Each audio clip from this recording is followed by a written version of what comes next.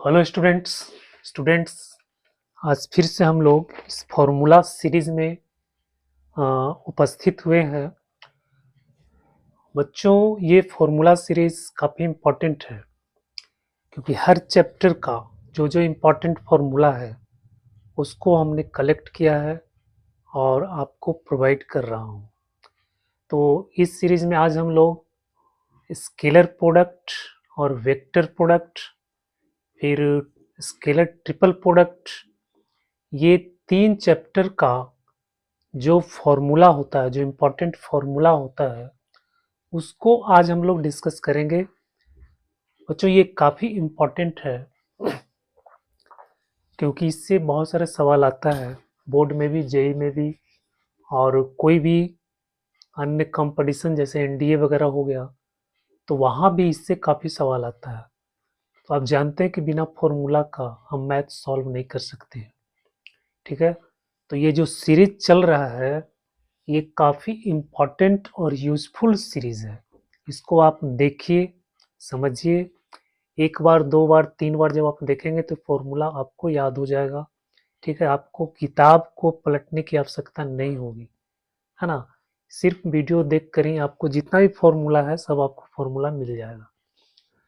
तो इस लेक्चर में आपका बहुत बहुत स्वागत है। चलिए फिर से हम लोग शुरू करते हैं। स्केलर और dot product.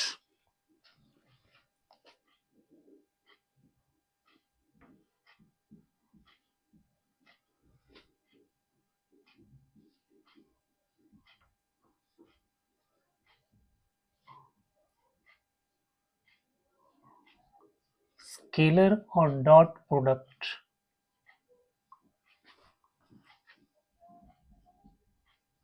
of two vectors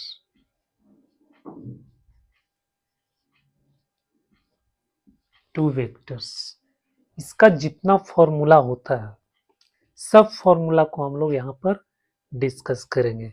तो सबसे पहले इसका डेफिनेशन है। दो वेक्टर अगर आपको दिया हुआ है तो ए डॉट बी क्या होता है? ये होता है mode of A mode of B cos theta. ठीक है, ए डॉट बी जब इन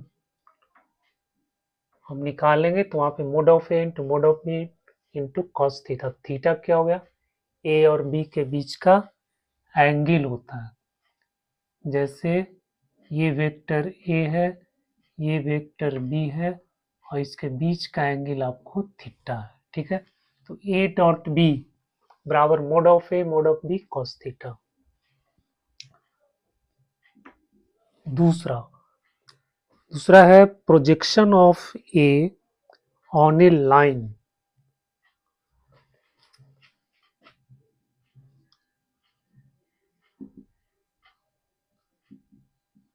projection of vector A on a line L. जो कोई आपको लाइन दिया हुआ है और ये कोई वेक्टर है ए, ठीक है। अब इसका प्रोजेक्शन क्या होगा? यहाँ से इस पे परपेंडिकुलर डाल दो, यहाँ से ये परपेंडिकुलर डाल दो, और इसको यहाँ से मिलाएंगे, ये आपको थीटा बन गया। तो ए का इस लाइन पे प्रोजेक्शन आपको हो गया ये वाला ए बी। ठीक है, तो किसी भी वेक्टर का किसी लाइन पे अगर प्रोजेक्शन निकालना है, ठीक है, तो ये जो होता है ये बराबर होता है mode of A cos theta. ठीक है, mode of A cos theta. तो बच्चों ये projection of A on line हो गया। ठीक है, अब है कि किसी वेक्टर का किसी दूसरे वेक्टर पे प्रोजेक्शन।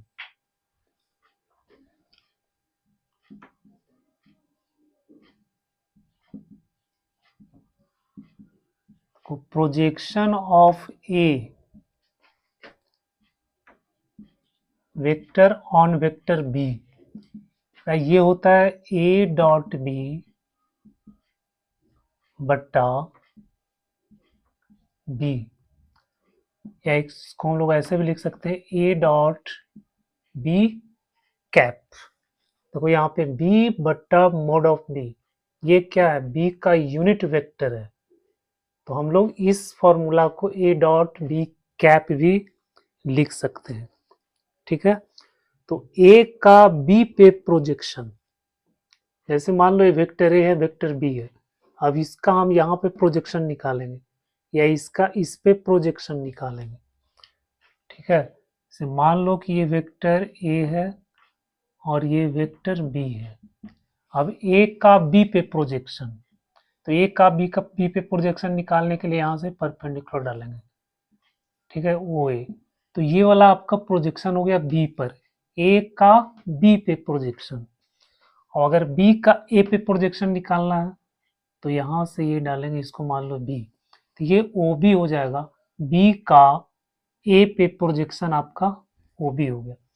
तो इस प्रोजेक्शन को निकालने के लिए हम लोग A dot B by B, जिस पे प्रोजेक्शन निकालना है उसी को नीचे में मोड के रूप में लिखना है। ठीक है, से प्रोजेक्शन ऑफ बी ऑन ए, क्या हो जाएगा, ए डॉट बी, यहाँ भी रहेगा डॉट बी, लेकिन मोड नीचे ए हो जाएगा क्योंकि ए पे प्रोजेक्शन है। ठीक है बच्चों, तो इसको आपको ध्यान में रखना है, इस तरह से आपको याद रहेगा। ए का बी पे प्रोजेक्शन, तो ए डॉट बी इसमें भी, ए डॉट बी इसमें भी है, लेकिन ए का बी पे प्रोजेक्शन, तो जिस पे प्रोजेक्शन है उसका मोड नीचे लिखेंगे। अब बी का ए पे प्रोजेक्शन, तो मोड ए हो जाएगा। इसको हम लोग ऐसे लिख सकते हैं, ए कैप डॉट बी। ठीक है बच्चों, ये काफी इंपॉर्टेंट है, ये हमेशा पूछता है प्रोजेक्शन निकालने के लिए। ठीक है, तो ये फॉर्मूला आपको याद होना चाहिए अच्छी तरह से। अब है प्रॉपर्टीज, हम लोग देखते हैं properties of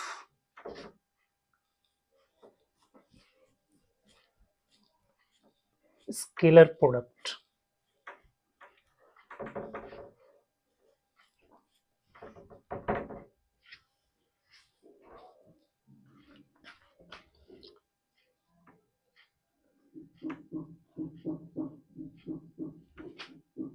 properties of scalar product. ठीक है, पहला है कि ये कॉम्यूटेटिव लॉ को फॉलो करता है, ए डॉट बी बराबर होता है बी डॉट ए, ये कॉम्यूटेटिव लॉ हो गया,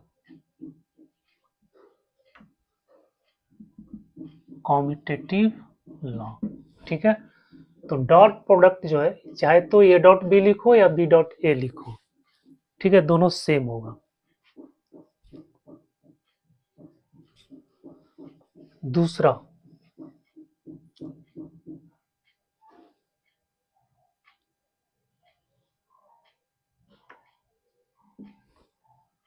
distributive, A dot B plus C, इसको हम लोग लिखेंगे A dot B plus A dot C, ये डिस्ट्रीब्यूटिव लॉ है।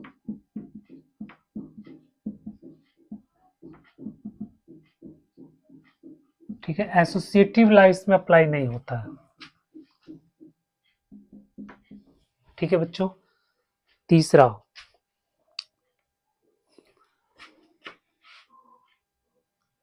A dot B equal to अगर जीरो है तो इसका मतलब हो गया कि ए परपेंडिकुलर बी है, क्योंकि कॉस थीटा है, जब परपेंडिकुलर होगा तो थीटा का वैल्यू 90 डिग्री हो जाएगा, कॉस 90 डिग्री का जीरो होता है, तो इसलिए ए डॉट बी जीरो।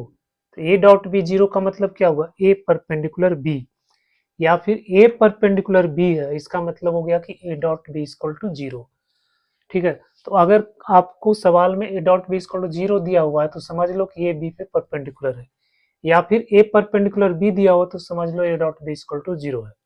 ठीक है, बोथ साइड इंप्लाइज, ये इंप्लाइज इसको करता है, ये इंप्लाइज इसको करता है। ठीक है बच्चों, समझ में आ रहा है ना, चलिए समझ गया। अब जो है नेक्स्ट प्रॉपर्टीज है कि ए डॉट ए, अगर ए डॉट ए है तो इसको हम लोग लिखेंगे मोड ए का स्क्वायर। ठीक है, ऐसे लिखेंगे, क्योंकि ए डॉट ए का मतलब क्या हुआ, दोनों के बीच का एंगल कितना हो जाएगा, 0 डिग्री। तो ए डॉट ए का मतलब हो गया मोड ऑफ ए, ठीक है, कॉस 0 डिग्री, कॉस 0 डिग्री 1 होता है, तो यहाँ पे हो गया मोड ऑफ ए का स्क्वायर। ठीक है, तो ए डॉट ए को लिखेंगे मोड ऑफ ए का स्क्वायर।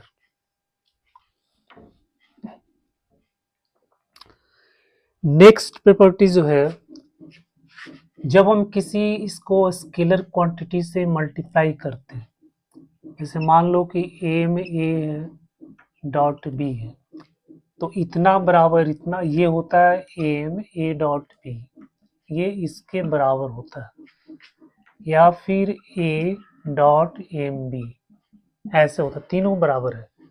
इसको हम कहीं भी लगा सकते हैं। ठीक है, ए के साथ लगा सकते हैं, बी के साथ लगा सकते हैं, और ये दोनों को डॉट प्रोडक्ट के साथ भी लगा सकते हैं, ये तीनों आपका इक्वल होता है। ठीक है, चौथा जो है 6 प्रॉपर्टीज का ये है कि A dot plus minus A vector A plus minus vector B का मोड का स्क्वायर। बच्चों ये होता है मोड ए का स्क्वायर प्लस मोड बी का square plus minus 2a dot B, A square plus B square plus 2ab formula में इसको हम लोग तोड़ देंगे। तो a प्लस माइनस बी का होल स्क्वायर मोड का है, यहाँ पे मोड है, इस पे ध्यान देना, यहाँ पे मोड का स्क्वायर है। अगर सिर्फ ऐसे स्क्वायर रहेगा तो ये नहीं होगा, मोड रहेगा तब जो है ये फॉर्मूला अप्लाई होगा। फिर है 7 A plus B dot A minus B, तो ये होता है मोड ए का स्क्वायर माइनस मोड बी का स्क्वायर। बच्चों ये सब काफी इंपॉर्टेंट फॉर्मूला है वेक्टर का। ठीक है, तो इसको आपको अच्छे ढंग से मेमोराइज करना है, अच्छे ढंग से आपको रखना है। ठीक है, अब है angle between two vectors.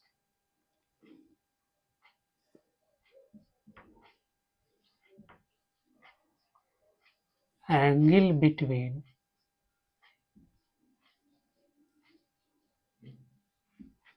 To vectors A and B. ठीक है, अगर वेक्टर ए और बी के बीच का एंगल फाइंड करना है तो हम लोग ये फॉर्मूला लगाएंगे cos theta equal to A dot B बटा mode of A dot mod of B. ठीक है, अगर वेक्टर ए और वेक्टर बी मान लो आपको कंपोनेंट फॉर्म में दिया हुआ है, जैसे मान लो ये वेक्टर ए दिया हुआ आपको a1 i plus a2 j plus a3 k, ये कंपोनेंट फॉर्म है। वेक्टर b बराबर b1 i plus b2 j plus b3 k। ठीक है बच्चों, इसको कंपोनेंट फॉर्म बोलते हैं। ठीक है, आई जे क्या है, यूनिट वेक्टर है। तो अगर इस फॉर्म में आपको दिया हुआ है और इसके बीच का एंगल अगर आपको फाइंड करना है तो हम लोग लिखेंगे cos थीटा इक्वल टू, अब देखो a डॉट बी, इसका जब हम डॉट निकालेंगे तो a1 b1 हो जाएगा, a1 b1 a2 b2 और a3 b3 बटा में फिर इसका मोड हम लोग कैसे निकालते हैं, इसका मोड होता है a1 square a2 square a3 square. Root अंदर, और फिर इसका हो जाएगा b1 square, b2 square, b3 square. बच्चों ये हम डायरेक्ट अप्लाई कर देंगे, ठीक है।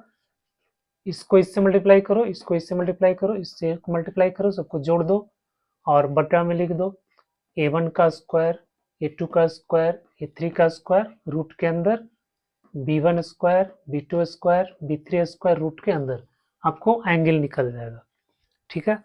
तो दो वेक्टर अगर दिया हुआ तो उसका एंगल हम लोग इससे फाइंड करते हैं। ये डॉट प्रोडक्ट का a डॉट बी बराबर कॉस थीटा इतना इतना होता है ना, तो कॉस थीटा बराबर हो गया a डॉट बी बटा mode of a into mode of B.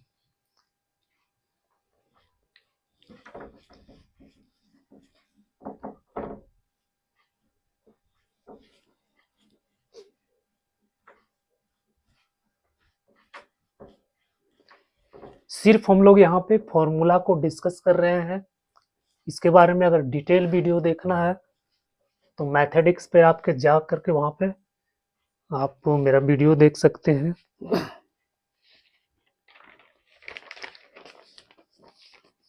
अब बच्चों कंपोनेंट है, component of B along A,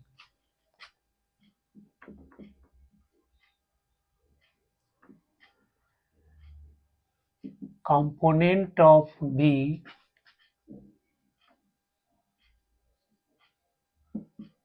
along A, ये होता है a डॉट बी बट्टा मोड ए का स्क्वायर इंटू वेक्टर ए।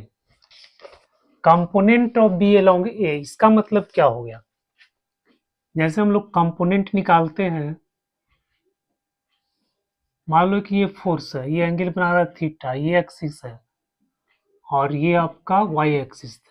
एफ का कंपोनेंट इधर निकालते हैं तो एफ कॉस थीटा होता है, ठीक है, एक्स एक्सिस के लॉन्ग, और फिर इसके परपेंडिकुलर एक्सिस में क्या होता है वाई साइन थीटा, ठीक है। तो उसी तरह से वेक्टर का हम लोग कंपोनेंट निकालते हैं, ठीक है। एक वेक्टर का दूसरे वेक्टर के लॉन्ग कंपोनेंट, मान लो वेक्टर ए है और ये वेक्टर आपका बी है, ठीक है, एंगल बन रहा है थीटा। अब इस वेक्टर का इस वेक्टर के अलोंग कंपोनेंट, ठीक है, इस वेक्टर का इसके अलोंग कंपोनेंट, तो ये होता है ए डॉट बी बटा मोड ए का स्क्वायर इंटू वेक्टर ए, ठीक है। तो ये क्या है, एक वेक्टर है, क्योंकि ये क्या है, ये तो स्केलर क्वांटिटी हो गया।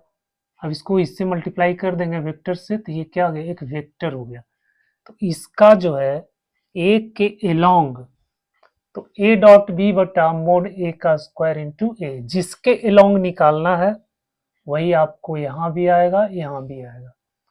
अब मान लो कि निकालना component of A along B, को component of A along B, तो इसका फॉर्मूला हम लोग क्या लिखेंगे, ए डॉट बी, ठीक है, बट्टा में मोड ऑफ बी, और फिर यहाँ पे लिखेंगे बी।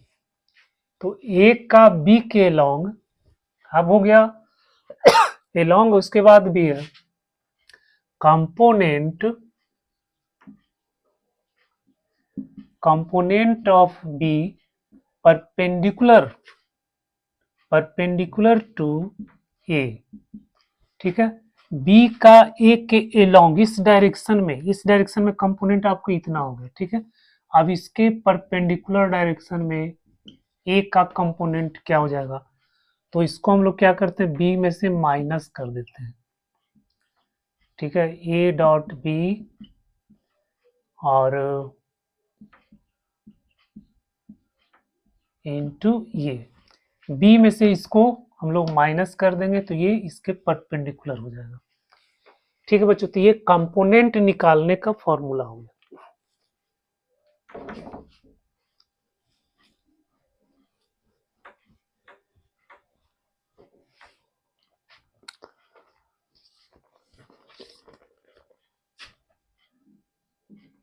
अब है ए प्लस बी मोड, ये होता है less than equal to mod of A plus mode of B, ये इनइक्वलिटी है। ए प्लस बी का mod less than equal to mod of A plus mode of B. फिर है A dot B का square, बच्चों ये होता है less than equal to mod of A का square into mode of B का स्क्वायर। ठीक है, इसको बोला जाता है कूसी श्वार्ज, ACHAWARZ,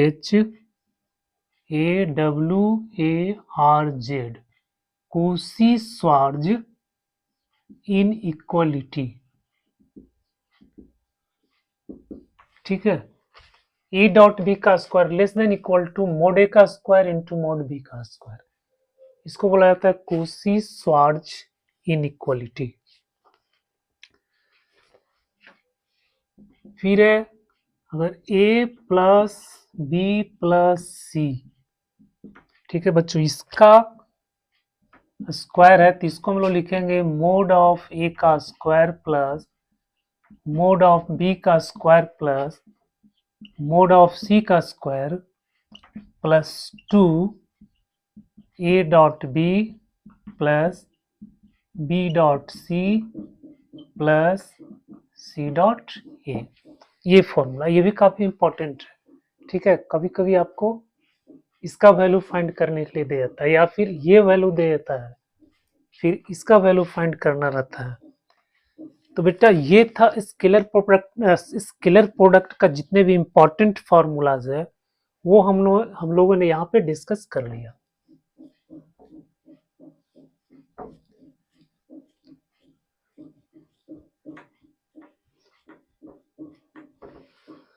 अब देखते हैं वेक्टर प्रोडक्ट।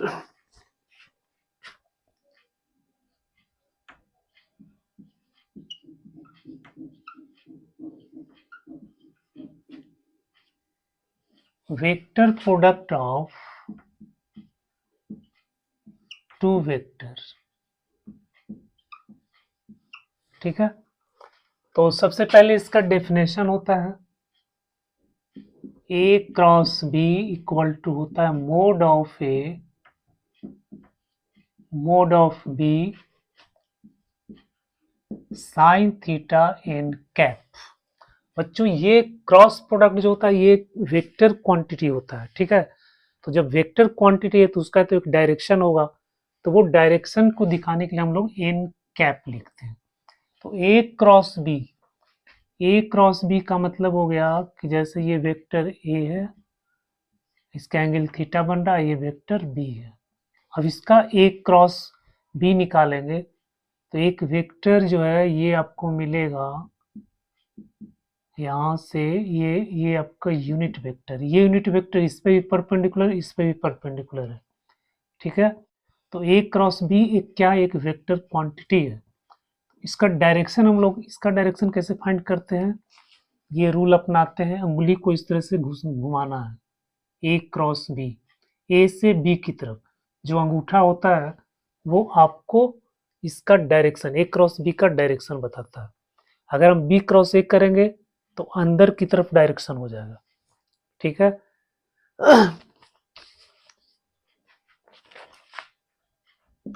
दूसरा area of parallelogram. Area of parallelogram, अगर दो वेक्टर दिया हुआ है तो एरिया ऑफ पैरेललोग्राम होता है mode of A cross B. मतलब यहाँ पर देखो ये वेक्टर ए है, ये वेक्टर बी है, ये एंगल बन रहा है थीटा। अब इससे एक पैरेललोग्राम बनेगा ऐसे। ठीक है, तो इसका एरिया जो होगा वो होगा mode of A cross B. तीसरा एरिया ऑफ ट्रायंगल। अब इसमें जो है इसको अगर हम यहां से ऐसे मिला देते हैं तो ये एक ट्रायंगल बन जाता है ना। तो इस ट्रायंगल का एरिया, इस ट्रायंगल का एरिया जिसमें एक साइड आपका वेक्टर ए है और एक साइड आपका वेक्टर बी है, तो इसका जो एरिया होता है, एरिया ऑफ ट्रायंगल, इसका नाम दे दो ए बी सी डी। तो area of triangle A B C हो जाएगा 1/2 mode of A cross B. चौथा है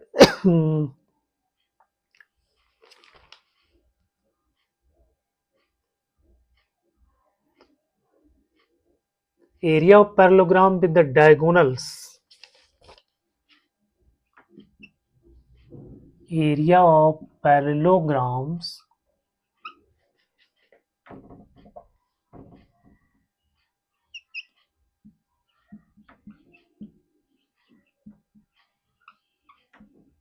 with diagonals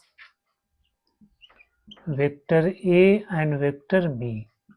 अगर पैरेललोग्राम में, जैसे ये पैरेललोग्राम है, ठीक है, और इसका डायगोनल आपको दिया हुआ है, ये वेक्टर ए है, ये वेक्टर बी है, ठीक है। ये भी कई बार सीबीएसई बोर्ड में पूछा है, आपको वेक्टर ये डायगोनल के रूप में दिया हुआ, फिर बताना है कि इसका एरिया कितना है। तो हम लोग इसका फॉर्मूला ये होता है 1/2 mode of A cross B, ये फॉर्मूला होता है, ठीक है। यहाँ पे फॉर्मूला, यहाँ पे दोनों में अंतर है, ये जो है आपका साइड है, ये साइड और ये साइड, और यहाँ जो है क्या डायगोनल है, ठीक है बच्चों। तो ये दोनों में डिफरेंस है, यहाँ पे डायगोनल, ये डायगोनल दिया हुआ है, तब हम एरिया पैरेललोग्राम इतना लिखते हैं, और अगर इस साइड दिया हुआ रहता तब हम एरिया ऑफ ट्रायंगल बनाते इसको। तो 1/2 mode of A cross B. अगला जो है, देखो ए क्रॉस बी बराबर होता है माइनस बी क्रॉस ए, ठीक है, क्योंकि A cross B cross A equal नहीं होगा, क्योंकि ए क्रॉस बी करेंगे तो उसका डायरेक्शन चेंज हो जाएगा। जैसे हम ए क्रॉस बी करेंगे तो इसका डायरेक्शन बाहर की तरफ होगा, बी क्रॉस ए करेंगे तो इसका डायरेक्शन अंदर की तरफ होगा, इसलिए ए क्रॉस बी और बी क्रॉस ए दोनों इक्वल नहीं होता है, ठीक है। तो A cross B minus B cross A हो जाएगा।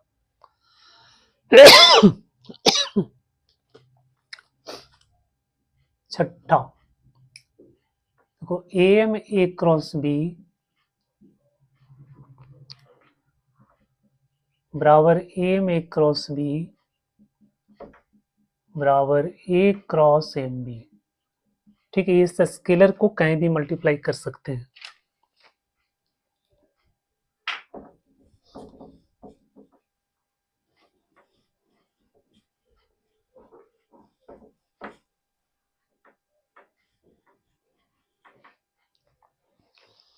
नेक्स्ट है डिस्ट्रीब्यूटिव प्रॉपर्टीज, ठीक है।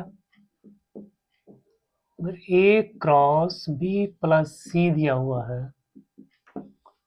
तो हम लोग ए क्रॉस बी प्लस ए क्रॉस सी लिखना, इस ऑर्डर में लिखना, ठीक है। ए क्रॉस बी फिर ए क्रॉस सी। अगर हम बी क्रॉस ए और सी क्रॉस ए लिखते तो उल्टा हो जाएगा, गलत हो जाएगा। बी क्रॉस ए करेंगे तो इसका डायरेक्शन चेंज हो जाएगा, सी क्रॉस ए करेंगे तो इसका भी डायरेक्शन चेंज हो जाएगा, ठीक है। ये डिस्ट्रीब्यूटिव प्रॉपर्टीज है। फिर है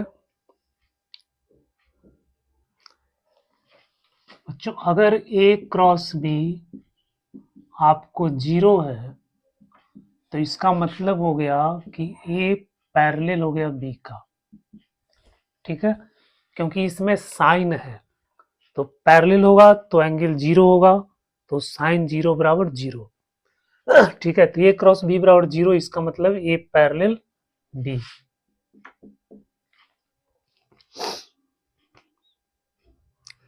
फिर देखो ए अगर कंपोनेंट फॉर्म में है, इफ ए बराबर a1i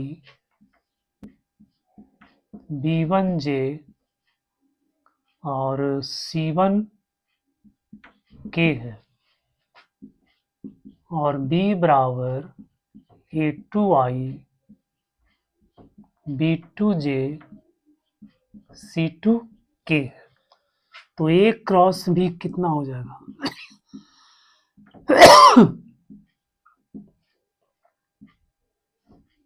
I J K A1 B1 C1 A2 B2 C2। बच्चों अगर ये कंपोनेंट फॉर्म में दिया हुआ है ठीक है, तो A क्रॉस B हम इसके डिटर्मिनेंट फॉर्म से निकालते हैं। ठीक है, ये डिटर्मिनेंट में हो गया। इसमें आपको I J के लिखना है, फिर A1 B1 C1 A2 B2 C2।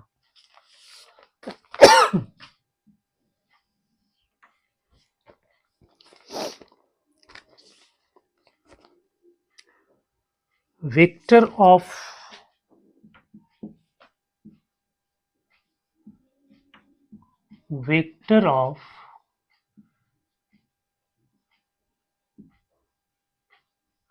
magnitude lambda, vector of magnitude lambda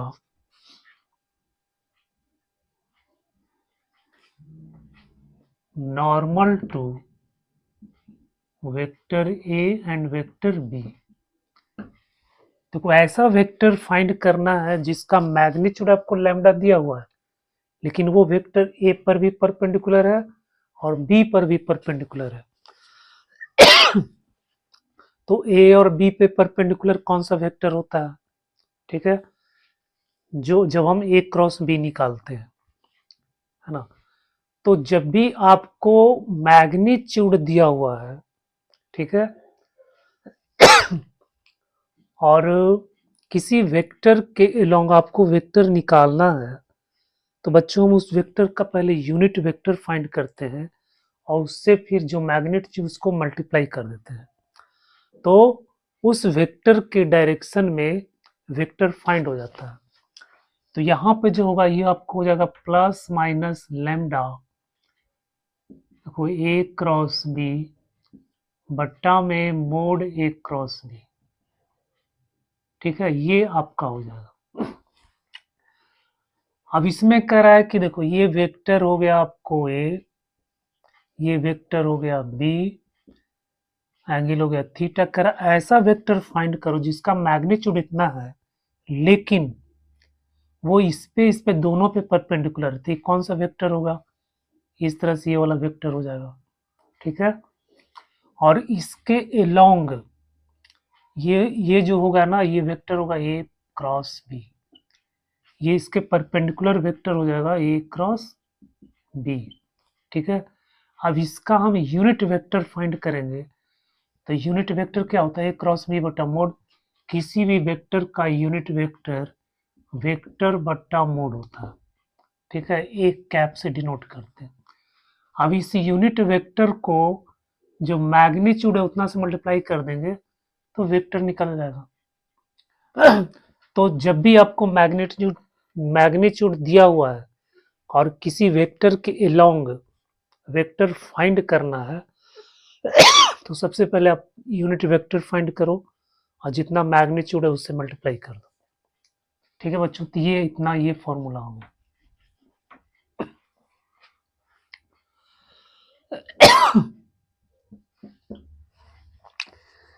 next है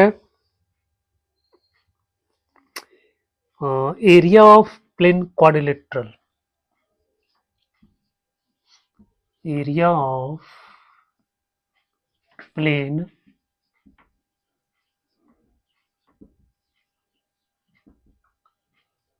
क्वाड्रिलेटरल।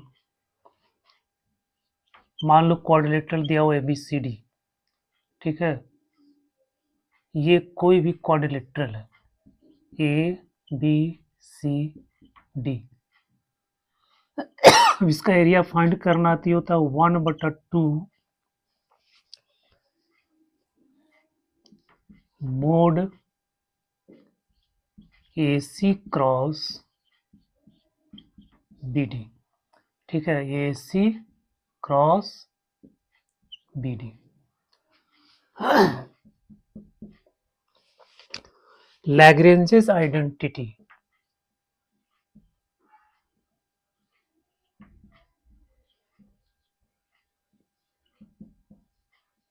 लैग्रेंजेस आइडेंटिटी जो ये होता है ए क्रॉस बी मोड का square plus A dot B का स्क्वायर बराबर होता है आपको mode of A square mode of B square. इसको बोलते हैं लैग्रेंजेस आइडेंटिटी। इसको हम लोग ऐसे भी लिख सकते हैं ए क्रॉस बी बराबर मोड ऑफ ए का स्क्वायर मोड ऑफ बी का square minus A dot B का स्क्वायर। ठीक है, ये जो वैल्यू है इसको डिटर्मिनेंट फॉर्म में ऐसे लिखेंगे A dot B sorry A dot A dot B B dot A B dot B. तो ये जो है ठीक है, ये जो वैल्यू दिया हुआ इतना बराबर इतना होता है, तो इसी को बोलते हैं Lagrange's identity.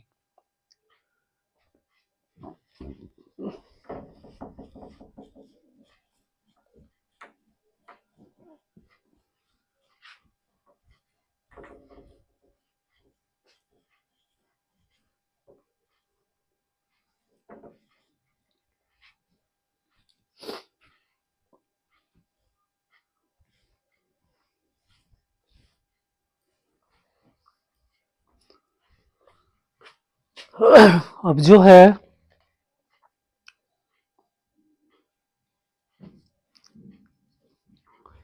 Scalar triple product,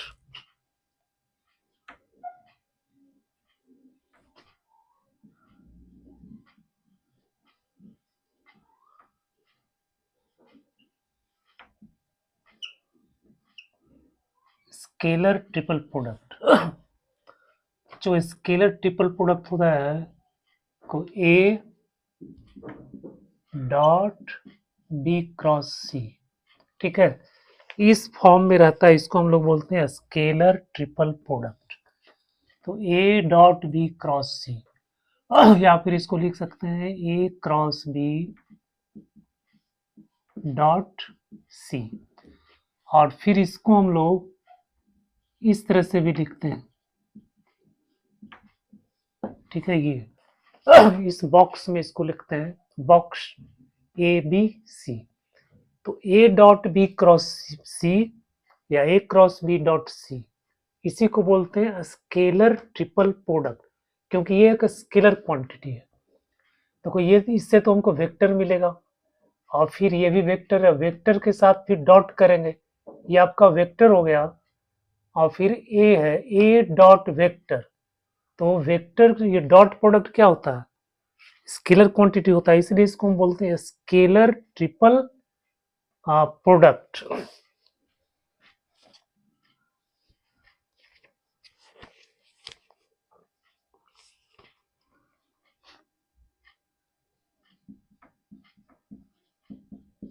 A cross B dot C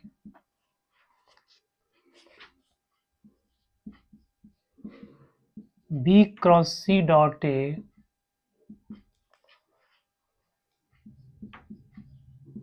C cross A dot B.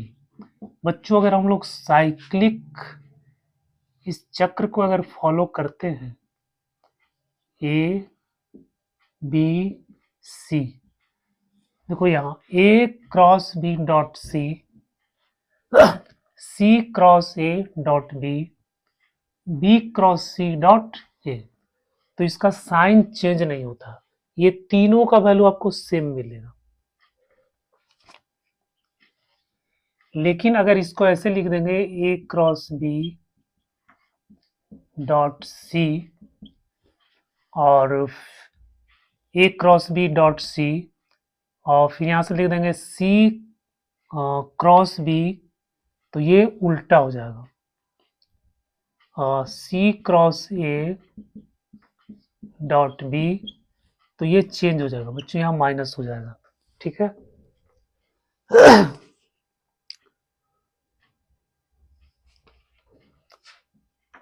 चौथा, four coplanarity of vector A B C. अगर तीन वेक्टर कोप्लानर है तो उस स्थिति में ए बी सी का ये जो स्केलर ट्रिपल प्रोडक्ट है ये आपको जीरो हो जाता है, ठीक है। तो कभी भी आपको अगर प्रूफ करना है कि प्रूफ करो कि ये तीन वेक्टर कोप्लानर है, तो आपको इतना प्रूफ कर देना है, ए बी सी का ये जो स्केलर ट्रिपल प्रोडक्ट है ये आपको जीरो प्रूफ करना। अगर ये जीरो आ गया तो मतलब ए बी सी कोप्लानर हो गया।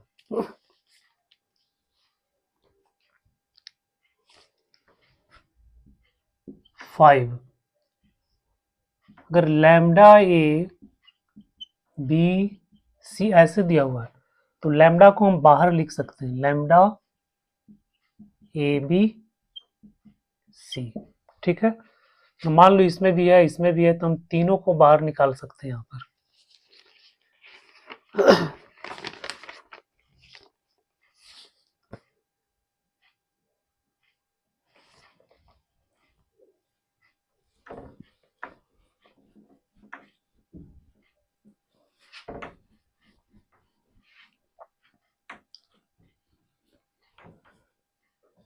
फिर जो नेक्स्ट कॉन्सेप्ट है बच्चों, ये नेक्स्ट, अगर वेक्टर आपको कंपोनेंट फॉर्म में दिया हुआ है, a1 i b1 j c1 k, b बराबर दिया हुआ है a2 i b2 j c2 k, और c बराबर दिया हुआ है a3i b3j c3 k, ठीक है। अब इसका हमको निकालना है स्केलर ट्रिपल प्रोडक्ट। तो कैसे लिखेंगे इसको, डिटर्मिनेंट फॉर्म में लिखना, a1 b1 c1 a2 b2 c2 a3 b3 c3, बच्चों ये हो जाएगा, ठीक है। ये आपका डिटर्मिनेंट फॉर्म में हो जाएगा, इससे आपको ये निकल जाएगा। तो बच्चों ये था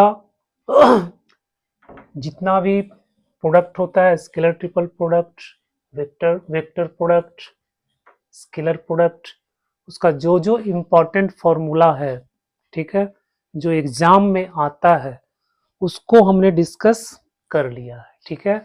अब आप इसको देखिए, अगर आपको ये अच्छा लगा तो प्लीज़ इसको लाइक सब्सक्राइब कमेंट कर देना। थैंक यू वीडियो देखने के लिए।